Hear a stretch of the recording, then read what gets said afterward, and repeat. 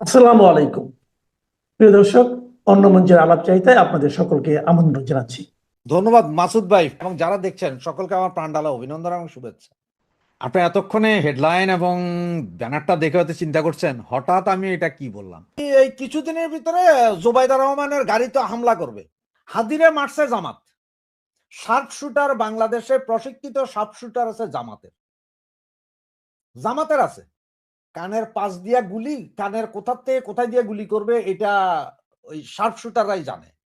প্রশিক্ষিত আরেক বাহিনী আছে আমাদের যে সজীব ভুঁইয়ার কাছে ৮,০০০। আবার ওরাই বলছিল যে আমরা শেখ হাসিনা পদত্যাগ না করলে এই বিপ্লবে যাব, সশস্ত্র বিপ্লব। অস্ত্রগুলা কোথায়? তাহলে অস্ত্র কার হাতে? আওয়ামী লীগ তো নাই, ছাত্রলীগের তো কিছুই নেই, তাহলে আপনারাই মারছেন জামাত ভাইয়েরা। এখন বিএনপির নেতারা আজকে বলতেছে, মির্জা আব্বাস গতকালকে যখন গেছে তখন ওইখানে আরেক মেয়ে কি ঝুমা না কি জানি, যে বিচ্ছিরি ব্যবহার এই মেয়ের, এগুলো তো নর্মালি হওয়ার কথা না। তো এটা হচ্ছে যে তারেক জিয়ারা আসলে সিগন্যাল দিছে যে দেখো নিরাপত্তা ঝুঁকির মুখে, এবং আপনি এটা লেখা রাখেন যে আগামী এই কিছুদিনের ভিতরে জোবাইদা রহমানের গাড়িতে হামলা করবে। কিছু না, হয়তো দুইটা ডিম মেরে দিবে, একটা জুতা মেরে দিতে পারে, একটা ইট মেরে দিতে পারে, নর্মাল গায়ে হামলা করবে না। মানে তারেক জিয়ারে সিগন্যাল পাঠাবে যে খবরদার তারেক ভাই, আইসেন না, বিপদ আছে। ইলেকশনটা আসলে চায় নাই কারা? ইলেকশন চায় নাই হচ্ছে যে জামাত ইসলাম, কারণ জামাত ইসলামের লাভ। বিএনপি তো পাগল, সারা বাংলাদেশে ৬৪ জেলায় ৬৪টা ডিসি নিছে হেরা, ডিসি আমারে দিতেইব। আর ওইদিকে পিয়ন থেকে শুরু করে ডিসির নিচের পোস্ট পর্যন্ত সব নিয়ে গেছে জামাত। পুলিশের এসপি নিছে বিএনপি, থানার ওসি সব জামাত। এই যে যেই জায়গায় গুলি খাইলো সেই থানার ওসি জামাত। নির্বাচন হবে না, এটা আমি বারবার বলছি, আমরা নির্বাচন হবে না। যত লোক টকশো করে, যাদের একটু বিবেক আছে এরাও জানে যে আসলে নির্বাচন হবে না। আর এখন আপনি যেটা বলেন যে অস্ত্র উদ্ধার অভিযান যেটা চালাইছিল ওইটাতে পূর্ণিয়াভাবে বলো না যে আওয়ামী লীগ নিধন। এখন যে ডেভিল হান্ট 2 বলছে এটা হচ্ছে বিএনপি নিধন, মূলত এটা হচ্ছে বিএনপি নিধন। বিএনপির কিছু নেতা কর্মী হাজার দশেক ধরা খাবে এবং অস্ত্র উদ্ধার হয় নাই। আপনি একটা জিনিস খেয়াল করছেন, গত কালকে ঠিক হাদি গুলি খাওয়ার ২ ঘন্টা আগে সাংবাদিকরা আমাদের স্বরাষ্ট্র উপদেষ্টাকে জিজ্ঞেস করছিল যে ৪৬০টা থানা জ্বালাও পোড়াও হইলো, যে অস্ত্রগুলো গেছে এগুলো তো উদ্ধার হয় নাই। উনি বললেন যে আমি এই কথা বলবো না, পেঁয়াজের দাম ৩৫ টাকা কেন বাড়লে একদিনে এই বিষয়ে কথা বলবো। তার মানে মানুষের জীবনের দাম পেঁয়াজের দামের চেয়ে কম হয়ে গেছে। এবার বুঝেন। আবার আরেকটা জিনিস দেখেন, আজকে আবার সরকার আরেকটা ঘোষণা দিছে যে এই সমস্ত প্রার্থীরা ইলেকশন করবে তারা চাইলে সকলে অস্ত্র লাইসেন্স করে নিতে পারবে বা অস্ত্র নিতে পারবে। তাই সারা বাংলাদেশে এত বছর দেখে আসছি আমরা, ইলেকশনের আগে সমস্ত বৈধ অস্ত্র থানায় জমা দিতে হয়। আর এখন এই সরকার বলতেছে ইলেকশনের আগে তোমরা অস্ত্র বৈধ করে নিতে পারবা। তো বৈধ অস্ত্র যদি আরো যদি ১০,০০০ অস্ত্র বের হয়, অবস্থাটা কি দাঁড়াবে? এই অস্ত্র ব্যবহার হবে কাদের বুকে? কে কারে এই অস্ত্র দিয়ে মারবে বলেন? আবার ওইদিকে নুরুল হক নুরু দাবি জানাইছে গতকালকে যে ৫ জন বা ১০ জন করে পুলিশ দিতে প্রত্যেকটা প্রার্থীর পিছনে পিছনে। কেমনে সম্ভব? তো নির্বাচন করার ইচ্ছা আসলে এদের নাই। আর নির্বাচন করার ইচ্ছা নাই বিধায় এটা টোটালি, যারা নির্বাচন করাইতে চায় না, বারবার বলি, যারা চায় না যে নির্বাচন হোক, যেই গ্রুপটা, তারাই করছে। আপনার একটা জিনিস খেয়াল আছে, এই যে খালেদা জিয়া যখন অসুস্থ হইলেন এই ২৯শে নভেম্বর, হাসনাত বলছিল যে খালেদা জিয়া অসুস্থ, সুতরাং এই মুহূর্তে নির্বাচন না করাটাই ভালো। এরপরে তো বিএনপি বলেন, এই জামাত বলেন, আর এনসিপি বলেন, ছোটখাটো দল বলেন, ডাক্তার ইউনূস নিজেও বলছে যে দেশের পরিস্থিতি ভালো না হলে নির্বাচন তো করা সম্ভব না। সব বাদ দেন, সব বাদ দেন। এই যে আপনার এই যে আমাদের প্রথম যে স্বরাষ্ট্র উপদেষ্টা ছিল ওনার নাম জানি কি ভুলে গেলাম, এখন মনে পাট ও বস্ত্র, ব্রিগেডিয়ার সাখাওয়াত ভাই কি বলছেন? উনি কিন্তু ২ দিন আগে বলছেন আমরা কি ক্ষমতা নেওয়ার আগে, ইন্টারিম গভর্নমেন্ট করার আগে আমরা কি বলছি যে ৬ মাস বা ২ বছরের ভিতরে ইলেকশন দিব? এখন এই কথা আসে কেন? তার মানে বুঝেন, ওনারা কিন্তু আস্তে আস্তে সুর তুলতেছে যে ডাক্তার ইউনূস পারবে না, এটা ডাক্তার ইউনূস জানে। ডাক্তার ইউনূসের আসলে দরকার এখন একটা সেফ এক্সিট, যে সে কোনোভাবে এখান থেকে যদি ভাইগে যাইতে পারে তাইলেই সে বাঁচে। সে বাঁচতে চায়। সুতরাং এখন ওই যে পূর্ণিয়া ভাই যেটা বললেন যে 2 মাসও যদি জামাত পিছাইতে পারে তাইলে জামাতের লাভ। তো আমি জানি না পূর্ণিয়া ভাই কেন বলছেন, তবে আমার মনে হয় কি জানেন, যে এরা যদি এই নির্বাচন যে ফেব্রুয়ারিতে হবে না এইটা পিছাইতে পারলেই, এটা স্টপ করতে পারলে তারা কইছে জাতীয় সরকার করো, ওই কারে নিয়া জাতীয় সরকার জামাত এনসিপি সহ নুরার দলরে নিয়া, কারণ এই 2 মাসের ভিতরে বিএনপি রে খাইয়া দিবে, এবং খাইয়া দেওয়ার, বিএনপি কে খাইয়া দেওয়ার কেস শুরু হয়েছে গতকাল থেকে, এবং ডেভিল হান্ট যেদিন থেকে শুরু হবে সেদিন থেকে বিএনপি যাবে, বিএনপি শেষ। গত 54 বছরে মানুষের জাকাতের টাকায়, ফেতরার টাকায়, কোরবানির পশুর চামড়ার টাকায় যাদেরকে আপনারা লালন পালন করেছেন, তারা আজ পশু হয়ে, কোরবানির পশুর চামড়ার পয়সা খেয়ে যারা বড় হয়েছে, তারা আজকে পশু হয়ে আমাদের স্বাধীনতার পতাকাকে খামচে ধরেছে, আমাদের অসাম্প্রদায়িক চেতনাকে খামচে ধরেছে, এবং আমাদের এই অসাম্প্রদায়িক চেতনার বাংলাদেশকে হাজার হাজার বছর থেকে চলে আসা আমাদের যে জারি গান, আমাদের সারি গান, আমাদের মুর্শিদি, মারপতি, রামপ্রসাদী, কীর্তন, নজরুল, রবীন্দ্রনাথ, আমাদের যে গানের ধারা, সেটাকে তারা বাউলদেরকে আক্রমণ করা শুরু করেছে, তারা মাজার ভাঙা শুরু করেছে, তারা বাংলাদেশের জন্মের সাথে যে দলটির নাম ওতপ্রোতভাবে জড়িত, যে দলটি না হলে বাংলাদেশ নামক স্বাধীন রাষ্ট্রটি হতো না, যে ব্যক্তির জন্ম না হলে এই স্বাধীন বাংলাদেশ হতো কিনা সন্দেহ, সেই ব্যক্তিকে,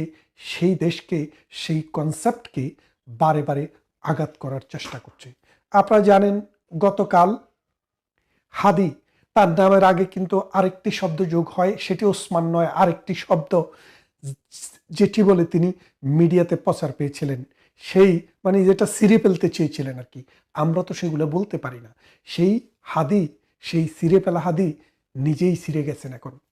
এখন এই হাদিকে হত্যা করলো কারা, আমরা কিন্তু অর্থটা খোঁজার চেষ্টা করছি। বিএনপির যুগ্ম মহাসচিব রুহুল কবির রিজভী, নাকি জয়েন্ট সেক্রেটারি রুহুল কবির রিজভী, তিনি বলেছেন যে পুলিশরা তাকে বলেছে যিনি হত্যাকাণ্ডের সাথে সরাসরি জড়িত ছিলেন, শুটার ছিলেন, তিনি শিবিরের রাজনীতির সাথে জড়িত। তো এটা তো বিচিত্র কিছু না, আবরারকে হত্যা করেছে, ছাত্রলীগের উপরে দোষ এসছে, পরবর্তী দেখা গেছে যে আবরার হত্যাকারী যেগুলো ছিল এগুলো সব এখন ছাত্র শিবিরের নেতা হয়ে গেছে। তার মানে বিভিন্ন দলে থেকে তারা সন্ত্রাসী, চাঁদাবাজি, লুণ্ঠন এবং দর্শন এই রকম কর্মকাণ্ডের সাথে জড়িত ছিল বছরের পর বছর। যখন সুযোগ এসছে তখন মুখ থেকে মাস্কটা খুলে তার আত্মপরিচয় দিয়েছে। তো এখন এই যে জামাত শিবিরের যে ছেলেটি এই মানে ওসমান হাদিকে হত্যা করলো, তিনি এখন নির্দ্বিধায় ছাত্রলীগ হয়ে যাবেন। কেন হয়ে যাবেন? কারণ এখন তো ছাত্রলীগের গায়ে কালিমা লেপন করতে হবে।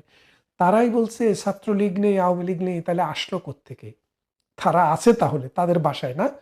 এই হাদি কিন্তু মারা গেছে, হাদি কিন্তু জীবিত নেই, কিন্তু হাদিকে মৃত্যু ঘোষণা করা হবে 16 ডিসেম্বর। কেন জানেন তো সেটা? মানে এটা দিয়ে আপনারা প্রমাণটা পাবেন এই কারণে যে এই সাম্প্রদায়িক গোষ্ঠী ছোট ছোট দোকান তৈরি করছে। এই জামাতে ইসলামী গত 30-40 বছর থেকে ছোট ছোট দোকান তৈরি করছে। এই দোকানগুলো দেখলে কোনোটা মুদির দোকান, কোনোটা শুটকি দোকান, কোনোটা আতরের দোকান, কোনোটা জায়নামাজের দোকান, কোনোটা বোরকার দোকান, কিন্তু এই দোকানগুলা নাম ভিন্ন ভিন্ন হলেও মালিকানা কিন্তু একটি, সেটা হলো বাংলাদেশের সাম্প্রদায়িক গোষ্ঠী, স্বাধীনতা বিরোধী গোষ্ঠী জামাতে ইসলামী। তারা 1971 সালে যখন মহান মুক্তিযুদ্ধ শুরু হয়, মহান মুক্তিযুদ্ধে জামাত ইসলামের যে ছাত্র সংগঠনটি ছিল তার নাম ছিল ইসলামী ছাত্র সংঘ। সেই ছাত্র সংঘ 3টি দল গঠন করেছিল, আল-বদর, রাজাকার এবং আল শামস।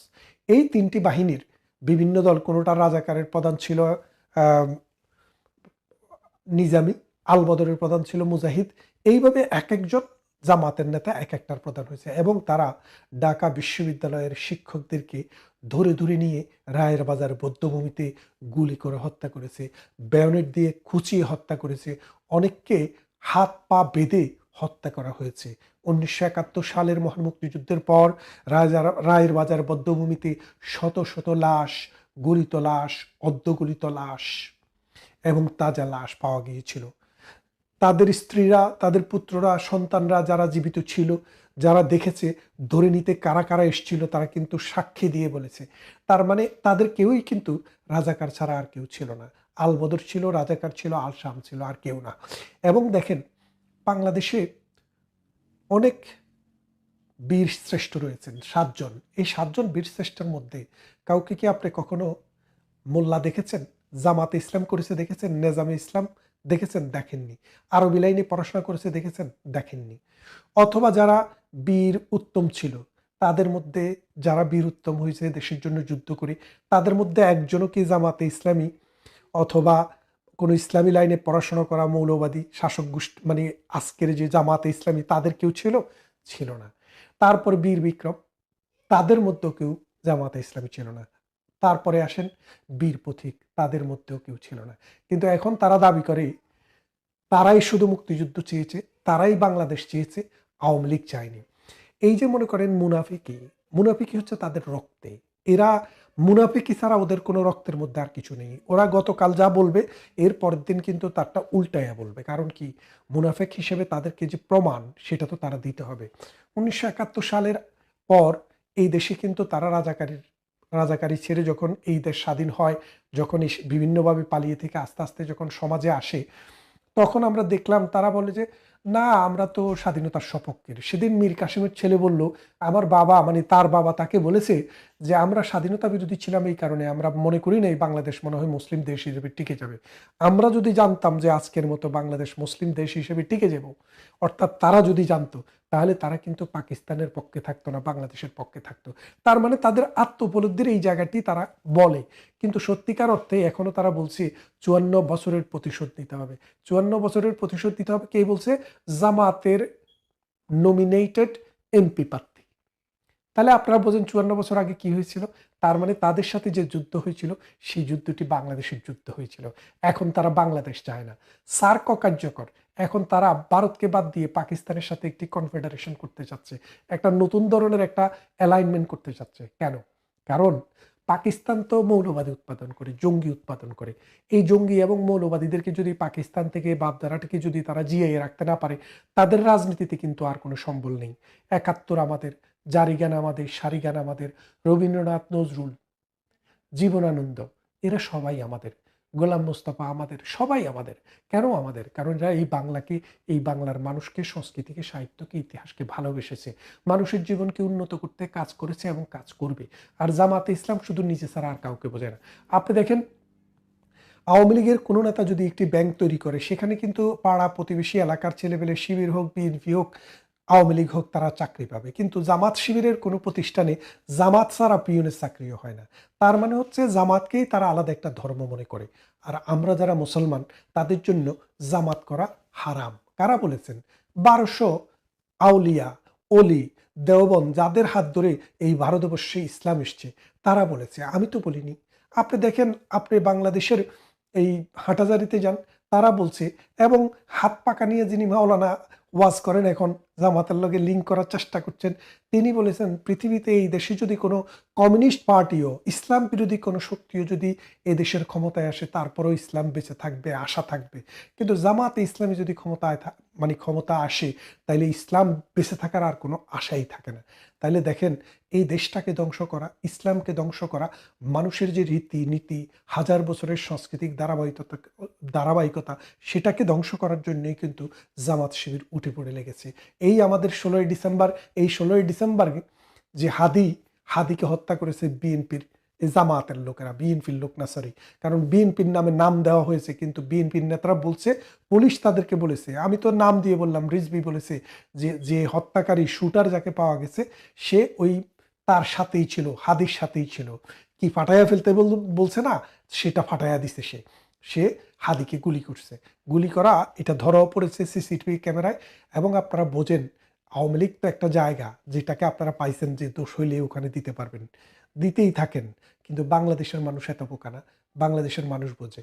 আর আওয়ামী লীগ যদি মনে করেন যে এত শক্তিশালী, তাইলে ভয়ে আরো একটু নত হন। সময় আসছে, একে একে আপনাদের সবাইকে ধরা হবে, গুলি করে নয়, আইনের আশ্রয় নিয়ে আসা হবে। সেদিন হয়তো দূরে আছে, একটু দূরে, খুব বেশি দূরে না।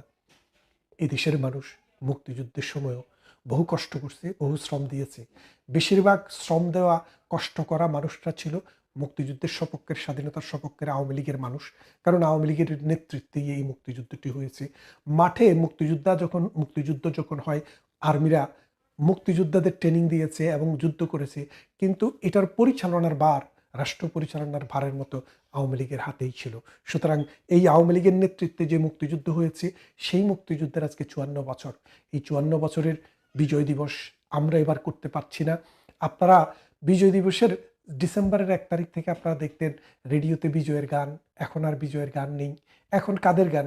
পাকিস্তানিদের গান, হাদিদের গান। কি গান এগুলা? ওই যে টাকলা, আরেকটা আছে না টাকলার গান, এদের কি গান আপনারা বুঝছেন তো? যে বলছে যে 11টা মানুষ একটা বল নিয়ে কি খেলে, এটা আমার বুঝে আসে না, তার বুঝে আসে না। পৃথিবীর কোটি কোটি মানুষের বুঝে আসে, কিন্তু তার বুঝে আসে না। কারণ তার বুঝে আসবে কোত্থেকে? সে তো মৌলবাদী চক্রের, মৌলবাদীদের বীজে জন্ম। সুতরাং তার চিন্তায় তো ওই 1400 বছরেরও পুরনো জাহেলিয়াতের মানচিত্রটা বসে আছে। সে তো আর এই 1400 বছর পরের দুনিয়াতে নেই, সে এখনো আজীব দুনিয়াতে আছে। আসুন, এই মুক্তিযুদ্ধের এই বিজয়ের মাস আমাদের ডিসেম্বর।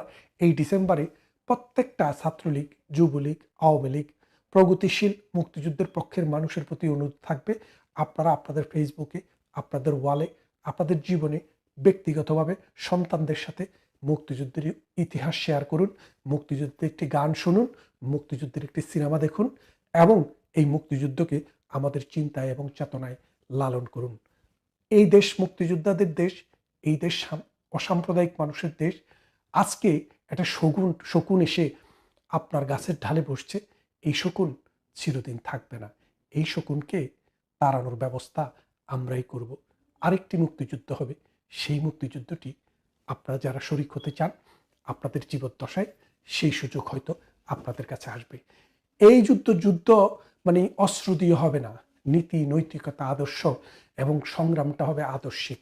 অনেকেই আমাদেরকে বলতেন যে না, ওনাকে ট্রাস্ট করা যাবে না, উনি বিএনপির বা বিএনপি থেকে বহিষ্কৃত ইত্যাদি ইত্যাদি বলতো, যে তিনি জুলাই তথাকথিত আন্দোলনের পক্ষে থাকতেই পারে একটা মানুষ, কিন্তু মুক্তিযুদ্ধের বিরুদ্ধে তিনি চলে যাবেন এটা আমরা কেউ আশা করি নাই। তার জন্য হয়তো আপনার বা আমার মতো যারা যারা তাকে আমরা শ্রদ্ধা করতাম, ভালোবাসতাম, সম্মান দিতাম, এমনকি তাকে আমি স্যার করে বলার একটাই কারণ ছিল, তাকে স্যার করে বলতাম কেন জানেন? অনেকে বলতো আপনি স্যার বলেন কেন? ভাই উনি তো মুক্তিযোদ্ধা, সেই জন্য তাকে আমি যে কোনো সম্বোধনী করতে পারি, সর্বোচ্চ, শুধু স্যার না আরো কিছু করবো। কিন্তু আজকে আমি সবচেয়ে বেশি আহত। আমার ধারণা আপনিও কিছুটা আহত, অন্তত আপনি শুরুতেই বলেছেন গুলিটা আপনার মাথায় লেগেছে। তো আমরা আসলে হতভম্ব। তাকে দিয়ে শুরু করলাম, আখতারুজ্জামানকে দিয়েই। তিনি যখন এই জুলাই আন্দোলনকে প্রমোট করতেন, আমরা তার সম্মানে বিরোধিতা করতাম না, তর্কে যেতাম না।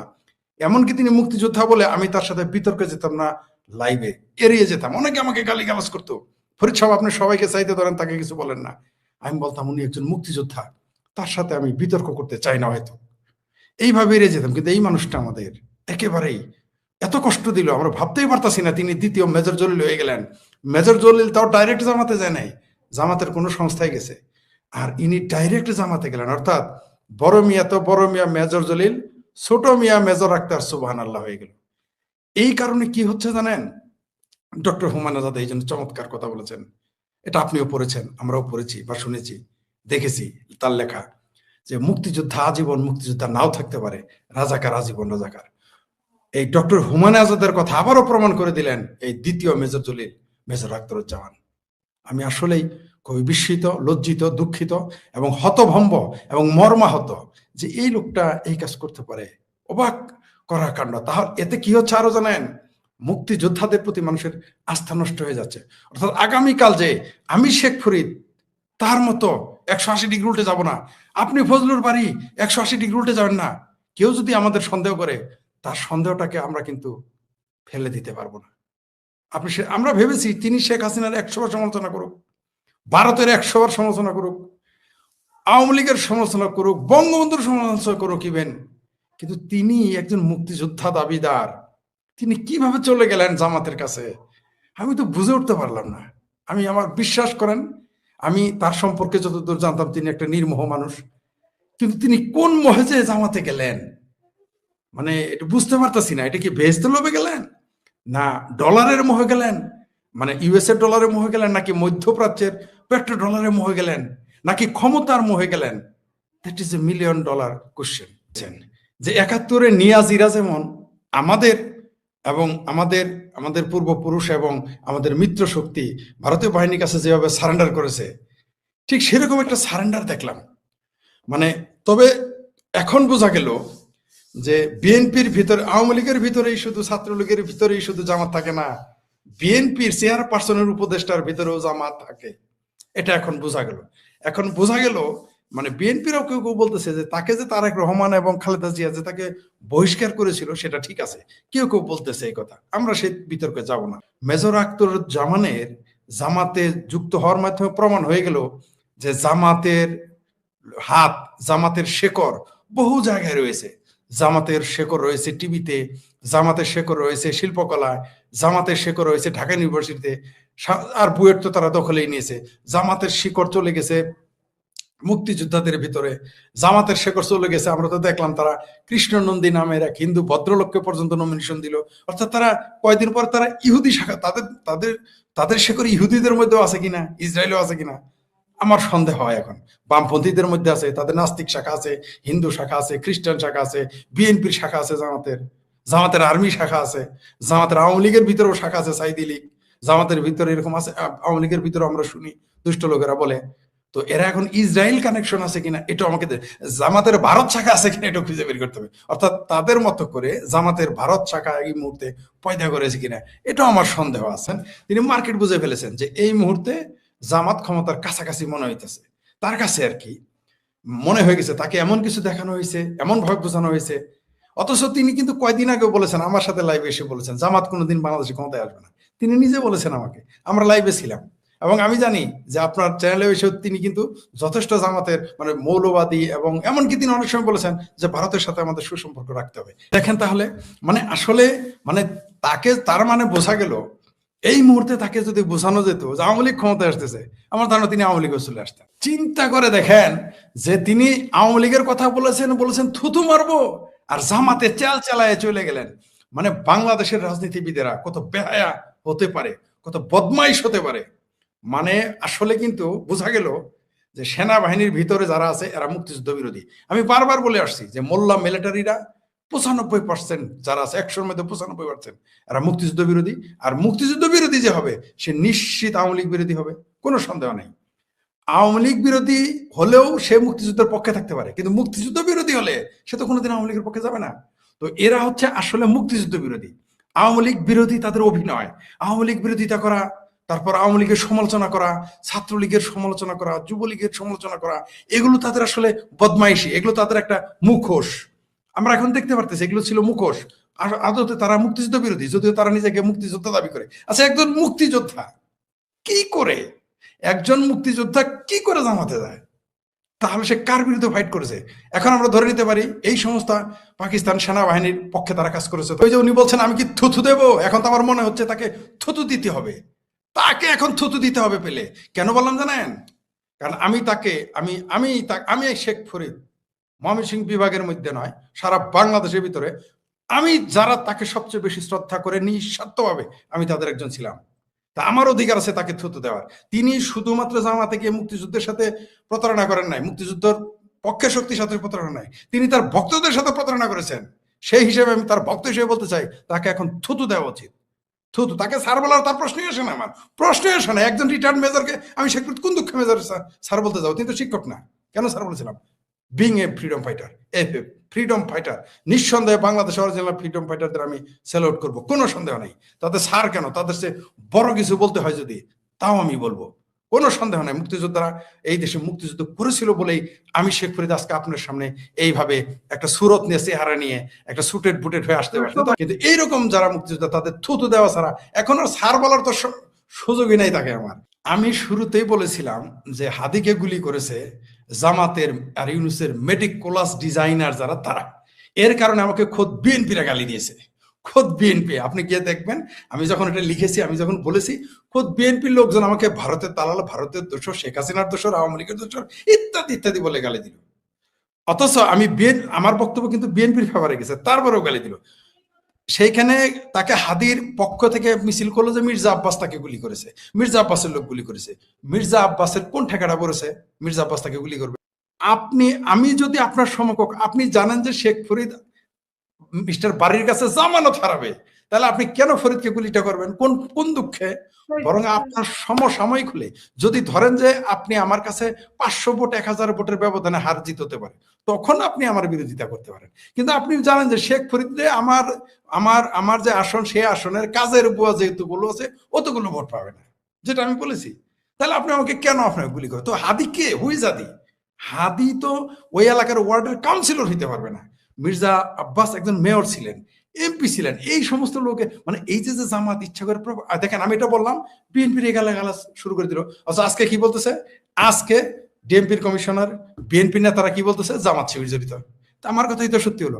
আমি বারবার বলে আসছি, আপনার চ্যানেলের মাধ্যমে দর্শকদের আমি আমার অভিজ্ঞতা বর্ণনা করতে চাই একেবারে 1 মিনিটে। সেটা হচ্ছে যে বাংলাদেশে আমি সকল সন্ত্রাসী কর্মকাণ্ডের উপরে, মানে যতটুকু আমি জানতে পেরেছি, আমি রিসার্চ করেছি, আমি দেখেছি প্রত্যেকটা সন্ত্রাসের পিছনে জামাত জড়িত। প্রত্যেকটা, মানে জাতীয় হোক, মফস্বল হোক, বিএনপি মারামারি, আওয়ামী লীগ মারামারি, আওয়ামী লীগ বিএনপি মারামারি, বিএনপি আওয়ামী লীগ মারামারি, এগুলো ষড়যন্ত্রকারী থাকতো জামাত। এটা আমার গবেষণা বেড়ে আসছে। সেই অভিজ্ঞতার আলোকে আমি বলেছিলাম যে এই গুলিটা করেছে সাদেক কায়েমকে প্রতিষ্ঠিত করার জন্য। মূলত দেখেন, হাদির পক্ষে কারা লাফালাফি করছে, যে পাকিবাদীর ছেলে হাদি, তার পক্ষে কারা লাফালাফি করলো? সব শিবিরের লোক। ওগুলো কি হাদির লোক নাকি? একটা তো হাদির লোক না। আর এখন যারা গুলি করেছে তারা কারা? তারই লোক, তার সাথেই ঘুরছে। এবং সর্বশেষ দেখা গেল সাদেক কায়েমের সাথে চা খাইতেছে, সাদেক কায়েমের অফিসে আছে। তারপরে কি পাওয়া গেল?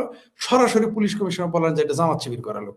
এই কথাটা আমি বললাম, বিএনপিরাই আমাকে গালি দিল। একজন ছাত্রলীগ করার দায়ে তার মাকে নামাজরত অবস্থায় মেরে ফেলেছে, আমরা দেখেছি। আর হাদির কথা বললেন, হ্যাঁ, কোনো সন্দেহ নাই, মানুষ হিসেবে আমরা সিম্পেথি জানাই দিতে পারি, কিন্তু এরা তো মানুষের মধ্যে পড়ে না। এরা তো কালকে এরা কি বলেছে? ছাত্রলীগ যেখানে পাবে সেখানে মারবে, আওয়ামী লীগ যেখানে পাবে সেখানে মারবে। এরকম রাজনৈতিক নেতার ভাষা। আর তার মুখের যে ভাষা, সেগুলো তো শুনলে তো 3 বার রুজু করতে হয়, মুখে 70 বার কুলি করতে হয়, এমন ভাষা।